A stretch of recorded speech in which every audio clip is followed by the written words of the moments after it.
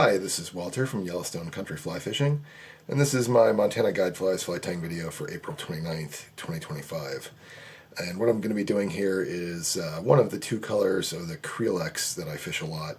And this is my own kind of variation. This is a what I call a baby whitefish Kreelex, and you can see obviously the coloration is pearl with kind of black, gold, silver on the back. And I don't think you can buy anything like this commercially, but it works really well here. Both in the spring and the fall, usually when we have dark skies, potentially some murky water, aggressive fish because there's a lot of food and hard times coming.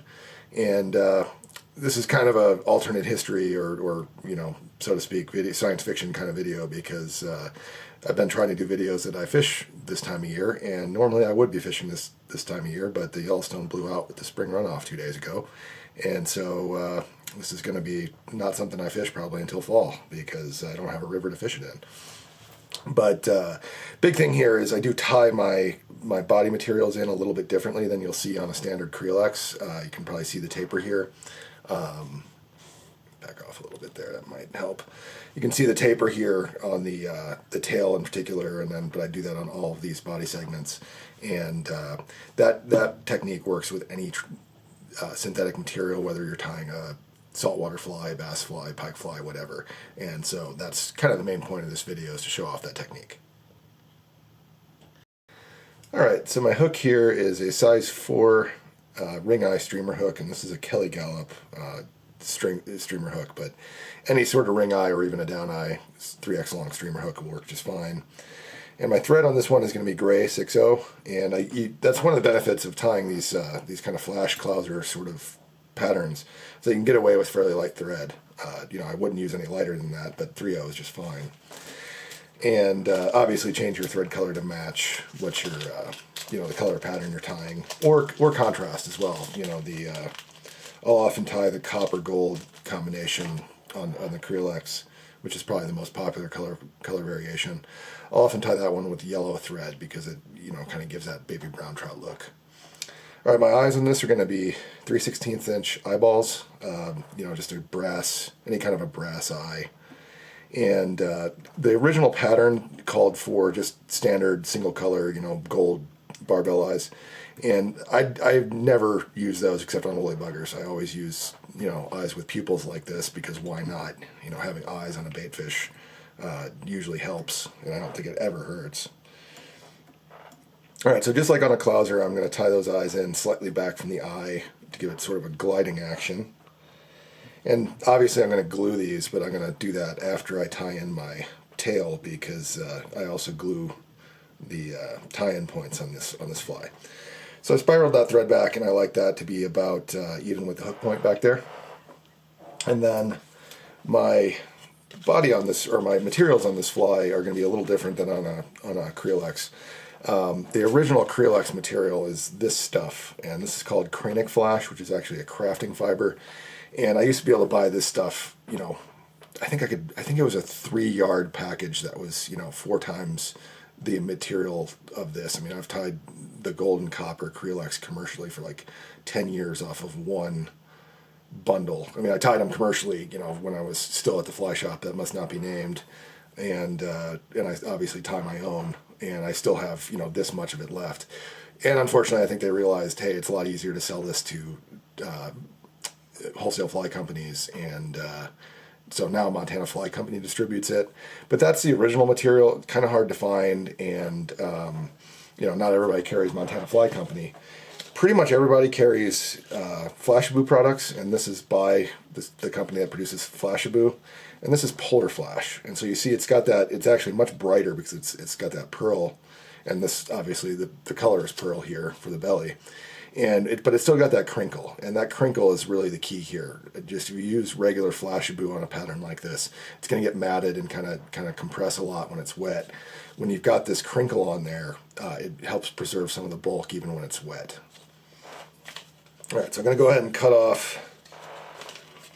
And you can tie these thick or thin. I tend to tie them relatively kind of snaky, so I'm going to cut off about that much. And you want to cut off half as much material as you think you're going to use because you do double this over for your tie-ins. So what I'm going to do here is measure this against my hook shank. I want things to extend from, my tie-off point there about to there, maybe a little shorter than that.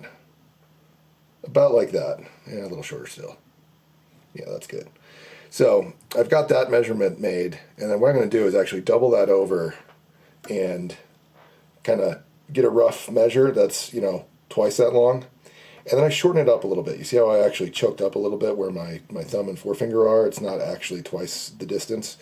And that's because I'm actually going to make this longer. And I'm not going to be violating physics here. I'm going to actually, my process of tapering this material is actually going to make it appear longer. So what I'm going to do is grab that right in the middle there of the bundle, and then I'm going to grab a few of these fibers and just kind of gradually work them out, kind of tease them out, make them uneven. And this is the kind of secret when you're working with a synthetic material like this that doesn't have, natural taper. Like Kraft fur has an actual taper to it. Most synthetic materials do not. So to make them look like they have a taper when you're tying them in as a tail like this and you want it to be streamlined, is you just uneven the tips like that before you even tie them in. I mean, you can also use a tapering scissor, but that's wasteful. One of the things about this fly is I don't ever cut it to length. I actually cut it to length first, and that way I have a lot less waste on the material. All right, so to tie that in, I'm going to double that around my thread like this, and then even those tips, and then slide that up to my body, to my hook, and then just use a gathering wrap. And I'm holding this very weirdly, I like to kind of spread that around the hook before I even tighten up, like that, to just kind of work it around. And I do that on the back one. I try to get close to 360-degree coverage here on the back bundle, my tail. The front bundles, you want 180-degree coverage because those are belly and back, and this is everything here. All right, so I get good coverage there. I'm going to spiral my thread back up to the front here, and I'm going to super glue my eyes and my rear tie-in point there. And that's going to keep everything locked in. Super glue is your friend on this fly. Super glue is always your friend when you're fly tying.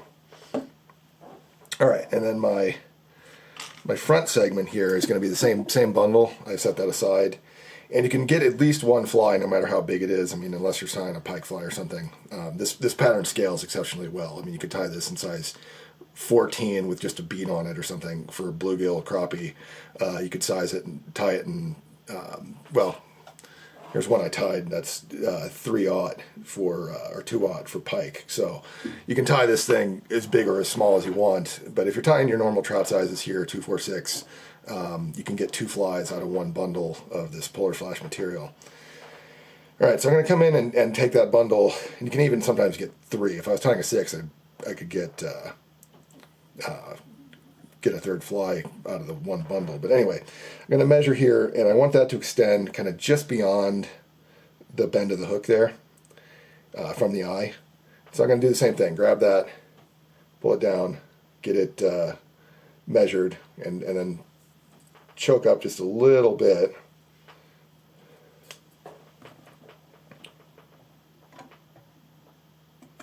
And cut that. Then I'm going to do the same thing. I'm actually going to kind of uneven those tips a little bit. And this is, like I said, a departure from the standard Kreelex, which if you buy them in a fly shop, they're always cut to length. And, some people like that. I don't. I want that kind of normal taper, natural looking taper to it. All right, and then do the same thing. I'm going to double that around my thread. Then just like a clouser, I'm going to tie this in at the front, kind of 180 degrees over what will be the belly of the fly. Just a few wraps there. And then I'm going to go ahead and loop my thread underneath the eyes and then tie them in behind the eyes. And when I tie them in here, I don't want to bind them down super tight. So in other words, I'm just going to kind of grab that, and you can even give it a little slack if you want, like that.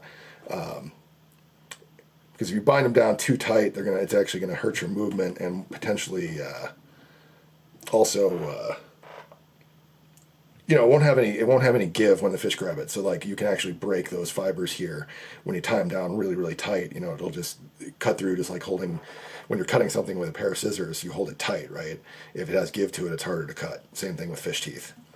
All right, so I made a few wraps there behind the eye, and what I like to do here is whip finish behind the eyes just to give me some protection in case my thread breaks here, because this is kind of an awkward thread positioning. And then what I'm going to do is actually take my thread and kind of loop it almost parallel to the hook shank. And you see how I've got a little bump here where I started tying that material in. I'm just going to go right in front of that and then do another whip finish. Just kind of save my work, so to speak, there. All right, and then my wing on this one, which again is non-standard, this is Flashabou weave, and it's not the same as regular Flashabou. You see how this has got that crinkle to it. This is I think this is 3 small strands wrapped together. This is gold, silver, black, and I kind of wish it had less gold. I wish it was a little bit, silver, gray, black would be perfect, or maybe just, half as much gold or something. But this still makes a good, bait fish back. It kind of looks, when you're moving it, it looks sort of gray with some gold flash to it. And, you could obviously tie this and this would make a perfectly reasonable shad pattern too, tie it fatter. All right, so I'm going to do the same thing, get a bundle about as thick, or maybe a little thicker than the bundle I used for the other 2 tie-in points of the fly.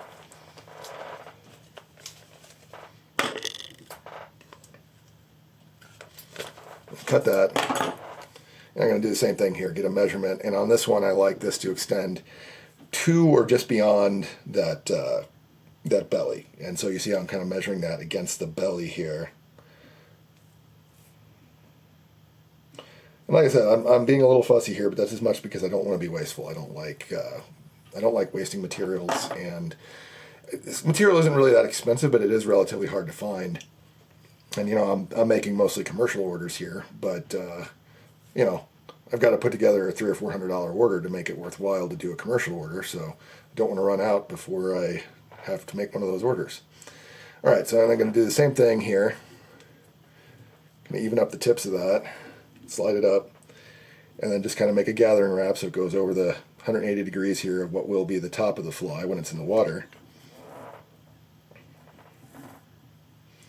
And like I said, I opted to go, that is a little bit longer than the belly, but I don't want it to go all the way to the end of the tail because that's going to foul. If I did want this back color to go all the way to the tail, I would have tied it in at the back also. But I kind of like to have the belly color dominant here. And so that looks pretty good. I'm going to go ahead and finish that.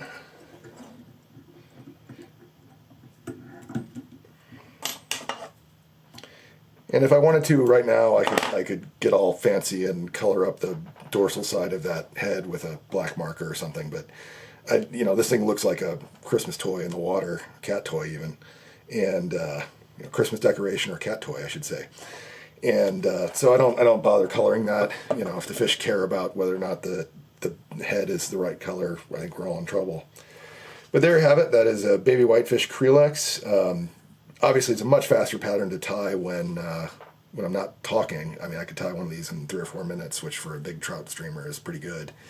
And good pattern when we've got the river kind of going out of shape in the spring. Unfortunately, it's already out of shape. I expect the Yellowstone River will be fishable between the 20th and 25th of June this year. So a couple days later than last year, but earlier than I expected here a few weeks ago because our snowpack is near normal, but it's going to melt fast. Anyhow, thanks for watching, and if you like this fly, if you like my other content, if you want to help me out, click the Buy Me a Coffee link in the pattern description.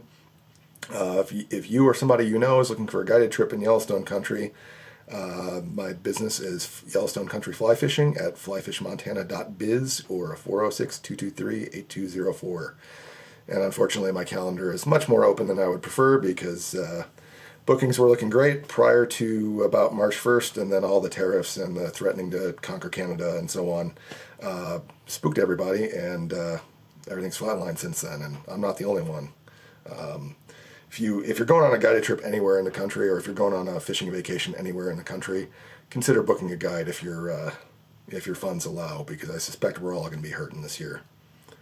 I'll see you next week.